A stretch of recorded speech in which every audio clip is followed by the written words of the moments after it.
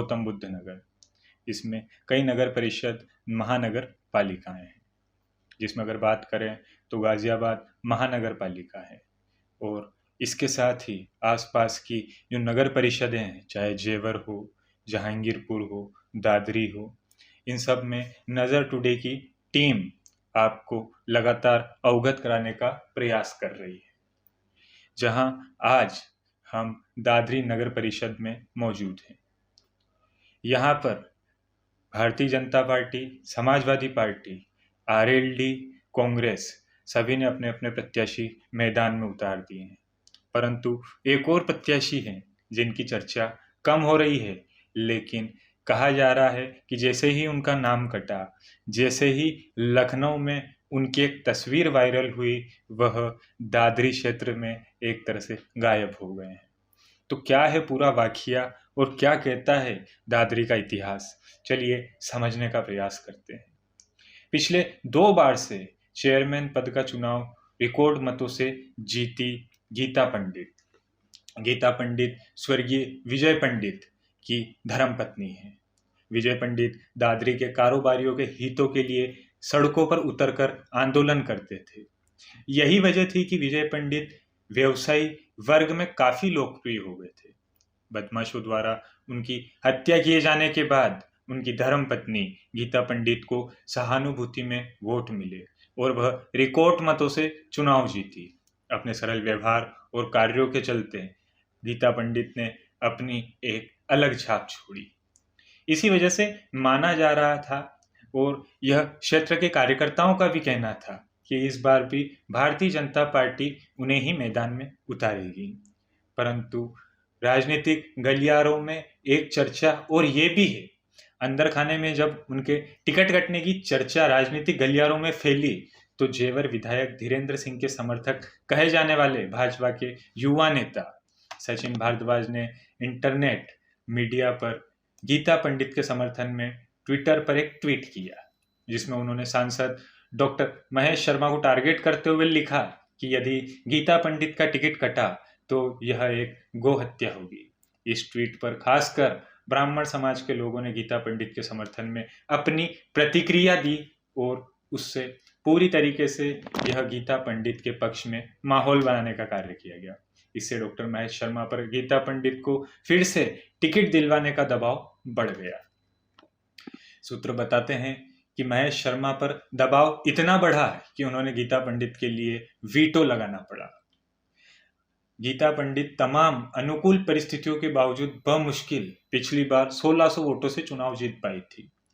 इस बार 4 मुस्लिम प्रत्याशी होने के बावजूद मुस्लिम मतदाता समाजवादी पार्टी के प्रत्याशी अय्यूब खान के पक्ष में खड़े होते दिखाई दे रहे हैं। हालांकि योगी सरकार की माफियाओं को ठोकने की नीति का अलग असर इस नगरीय निकाय चुनाव में परिलक्षित होगा।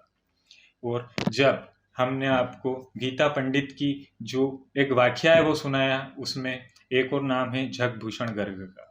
पिछले काफी समय से जगभूषण गर्ग भारतीय जनता पार्टी एवं उनके कार्यकर्ताओं से जुड़े हुए थे। जगभूषण गर्ग की छवि पूरे दादरी क्षेत्र में एक तरह से अच्छी मानी जाती है, परंतु बीते दिनों सोशल मीडिया पर उनका एक फोटो योगी आदित्यनाथ से के साथ जब वायरल हुआ तो उनके चुनावी कार्यालय पर बैठे समर्थकों में एक तरह से निराशा छा गई। वहां कहा जाता है कि वहां उनके सबसे अधिक मुस्लिम समर्थक बैठे थे और इस परिवर्तन से दादरी नगर परिषद के अध्यक्ष पर स्थानीय विधायक तेजपाल नागर और सांसद डॉक्टर महेश शर्मा की दांव पर लगी साख एक तरह से बच गई। यह अलग सवाल है कि बागी होकर चुनाव लड़ रहे थे जगभूषण गर्ग के समर्थकों का अब क्या होगा।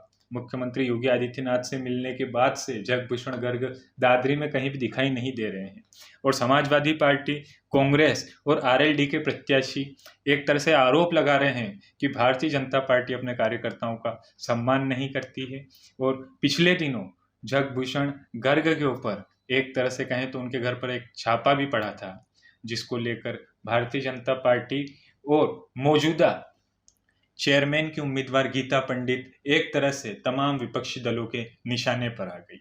उनका कहना था कि ऐसा क्यों है कि भारतीय जनता पार्टी किसी और को मौका नहीं देती।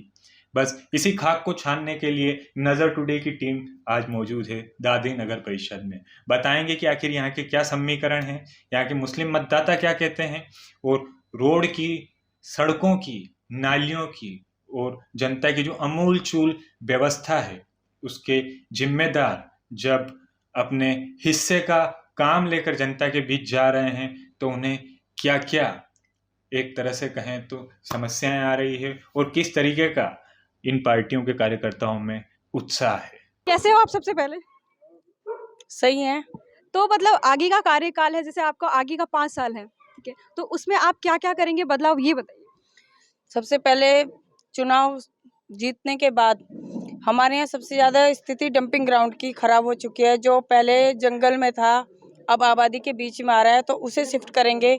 जो हमारी चिठाड़ा के पास ज़मीन है उस पर।